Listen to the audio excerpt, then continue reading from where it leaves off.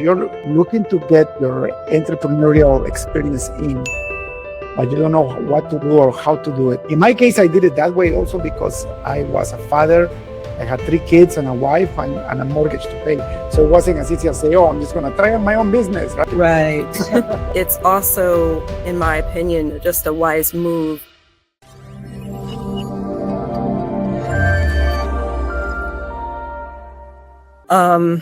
I ended up resigning from my last full-time corporate America job in 2014 to work on Mosaic Masterminds full-time. But even then, and my experience spans many different industries. I've worked in education, engineering, city government, nonprofit, grassroots work, nonprofit philanthropic work. And all of those times where I was holding full-time employment, I was also working on my business. So I was an entrepreneur and a traditional employee at the same time. But yes, I very much, very much worked full-time jobs for a while. Okay, so our story is very similar then. I graduated college. I started my first software consulting from then, and it went terrible. 2 years later, I got a real job. But 4 or 5 months into that job, somebody called me that wanted me to write a software product for them, which never happened during those 2 years. Mm-hmm. So I asked my boss if I could do it after work, and they said yes. So my consulting kept going, and that was very strong for the 10 years that I was full-time in corporate. So I was having my business part-time and a full-time job until I finally, after a prayer and an agreement with my wife, we decided to try it again. So in 2005, I quit my last full-time job and I went right into business.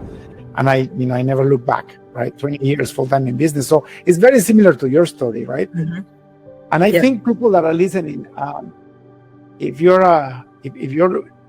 looking to get your entrepreneurial experience in, but you don't know what to do or how to do it, number one, I think is best if you focus on services, businesses like April's and mine. And also, you don't have to start full-time right away, right? You can actually go and learn how the corporate world works, learn how the business marketplace works, and keep going with your business until you have enough momentum that you can say, okay, I'm going to go full-time into this. In my case, I did it that way also because I was a father. I had 3 kids and a wife and a mortgage to pay. So it wasn't as easy as say, oh, I'm just going to try my own business, right? Right. Yeah, not probably the best move either.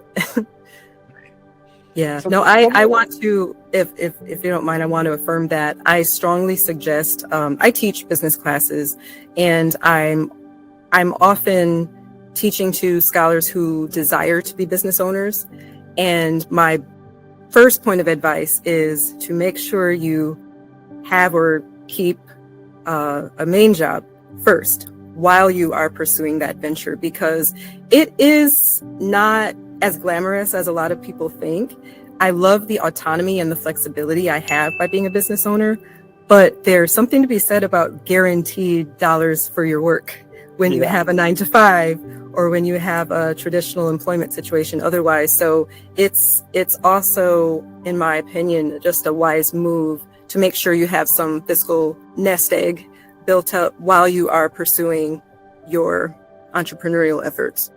Yeah, no, that's true. And also builds up your work ethics. If you think you're going to go into business because you're going to have all the flexibility in the world, you are mistaken. Absolutely. Yes, you get to graduate to do that after many years of hard work. Yes. The beginning is 15-hour days, 16-hour days, 17-hour days. Yeah. At the beginning, it was even, for me, I had many weeks of working 7 days a week.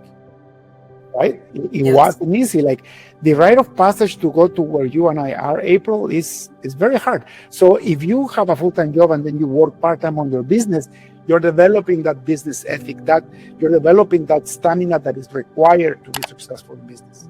That's my experience for sure. Yeah, I agree. I think that's really sound advice.